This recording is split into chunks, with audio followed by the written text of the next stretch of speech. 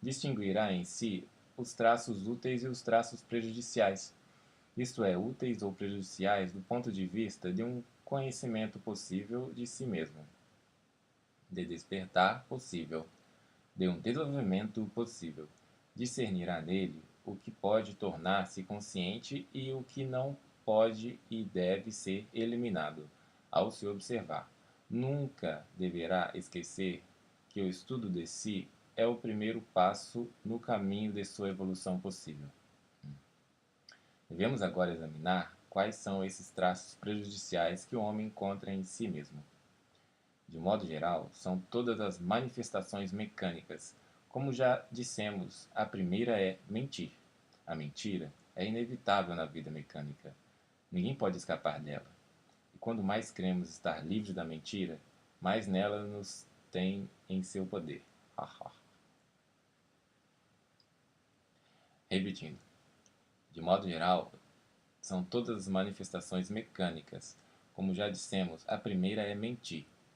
A mentira é inevitável na vida mecânica. Ninguém pode escapar dela.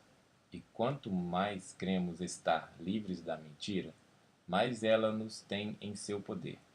A vida tal qual é hoje não poderia continuar sem a mentira.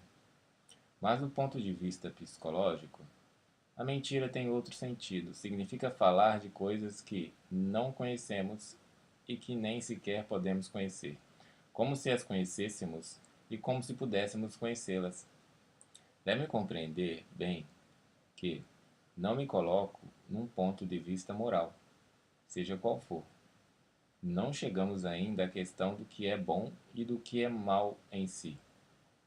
Coloco-me no simples ponto de vista prático. Falo só do que é útil ou prejudicial ao estudo de si e ao desenvolvimento de si.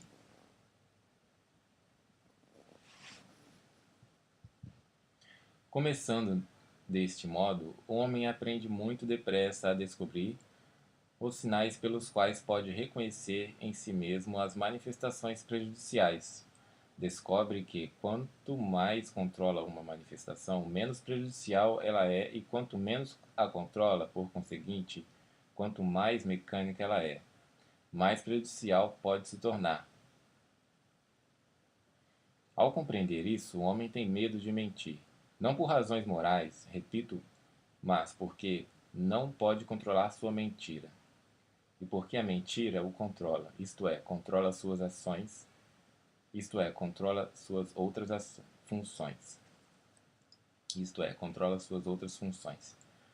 O segundo traço perigoso que encontra em si mesmo é a imaginação. Depois de ter começado a observar-se, chega bem depressa à conclusão de que o principal obstáculo à observação é a imaginação. Quer observar alguma coisa, mas em lugar disso é tomado pela imaginação e se esquece de observar. Não tarda a dar-se conta de que a palavra imaginação é dado um sentido fictício e de modo algum justificado, o de faculdade criadora ou seletiva,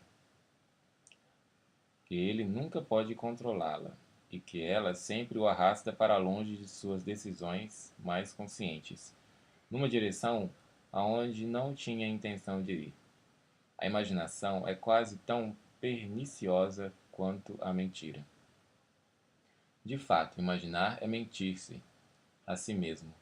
O homem começa a imaginar algo para dar prazer a si mesmo e rapidamente começa a acreditar do que imagina, pelo menos em parte.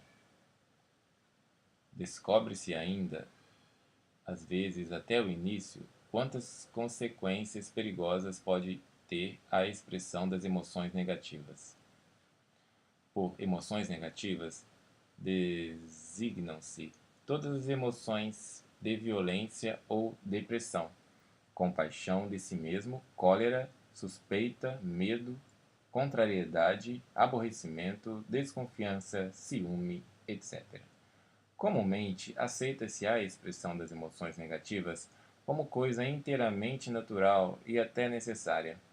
Frequentemente, as pessoas chamam-na de sinceridade É claro que isso nada tem a ver com sinceridade. É simplesmente sinal de debilidade do homem, sinal de mau caráter e de impotência de guardar para si seus próprios agravos. O homem compreende isto quando se esforça em opor-se às suas emoções negativas. E isso é uma lição nova para ele.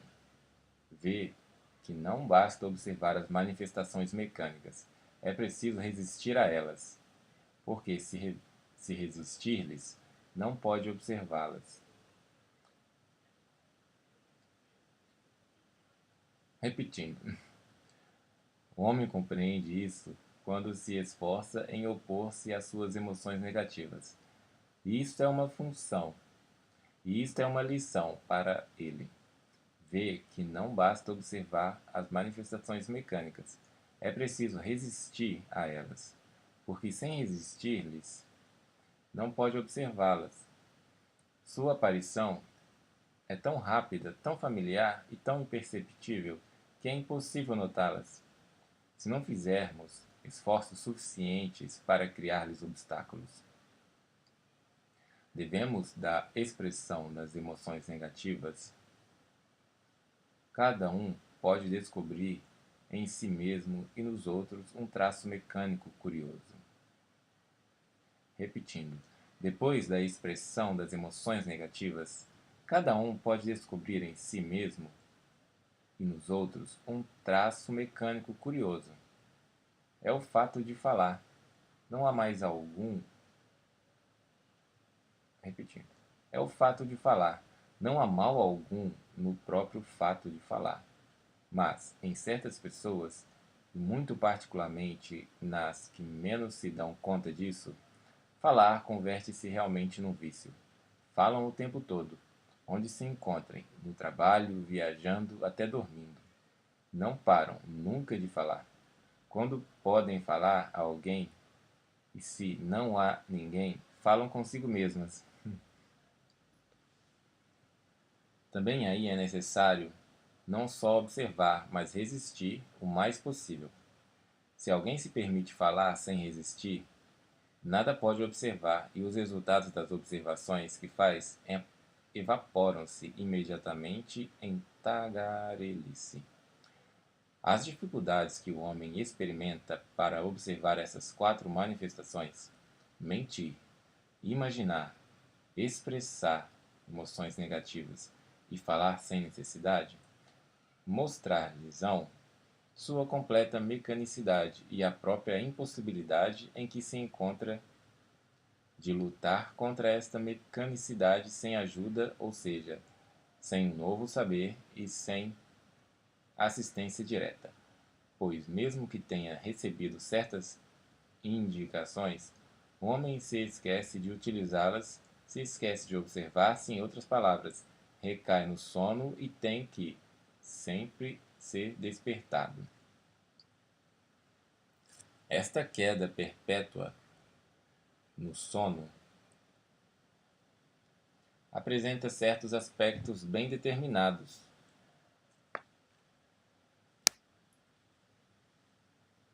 de que a psicologia comum nada sabe, ou, pelo menos, que ela não pode nem classificar nem definir.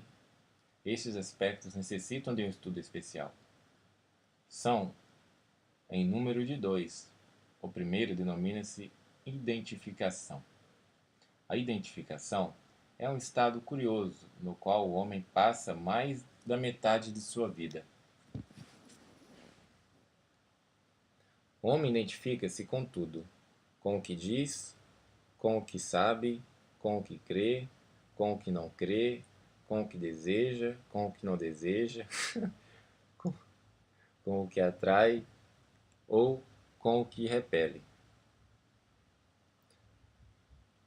Tudo o absorve.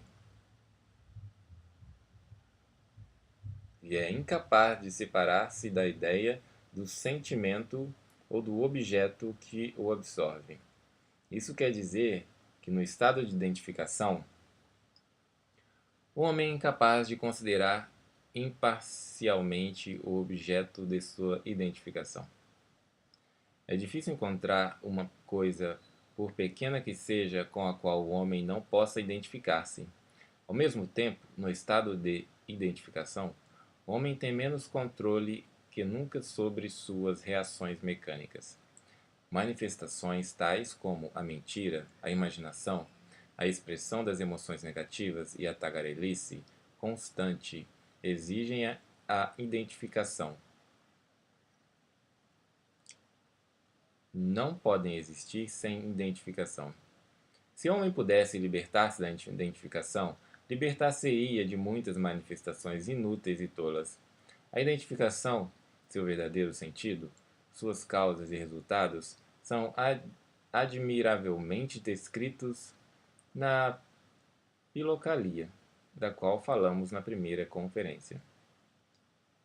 Mas não se poderia encontrar na psicologia moderna o menor sinal de compreensão a esse respeito, e uma descoberta psicológica completamente esquecida. O segundo fator de sono é o estado muito próximo da identificação, chamado consideração. De fato, considerar é identificar-se com as pessoas. É um estado no qual o homem se preocupa constantemente com o que as pessoas pensam dele. Tratam-no de acordo com seus méritos? Admiram-no o bastante? E assim até o infinito. A consideração desempenha um papel muito importante na vida de cada um, mas para certas pessoas converte-se em obsessão.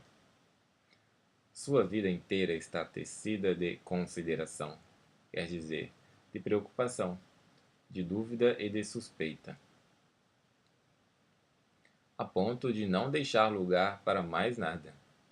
O mito do complexo de inferioridade e dos outros complexos nasceu desses fenômenos vagamente percebidos, mas não compreendidos, de identificação e de consideração. A identificação e a consideração devem ambas ser observadas de maneira muito séria. Só o pleno conhecimento que delas se possa ter permite enfraquecê-las. Se não se pode vê-las em si mesmo, pode-se facilmente observá-la nos outros. Mas é preciso que nos lembremos de que nós próprios não somos em nada diferentes dos outros. A esse respeito, todos os homens são iguais. Voltando ao que dizíamos há pouco, devemos esforçar-nos em ter uma ideia mais clara da maneira pela qual o desenvolvimento do homem deve começar. E devemos compreender em que o estudo de si pode ajudar-nos nisso. Desde o início, encontramos uma dificuldade em nossa linguagem. Por exemplo, queremos falar do homem do ponto de vista da evolução, mas a palavra homem, na linguagem comum, não admite variação alguma, gradação alguma.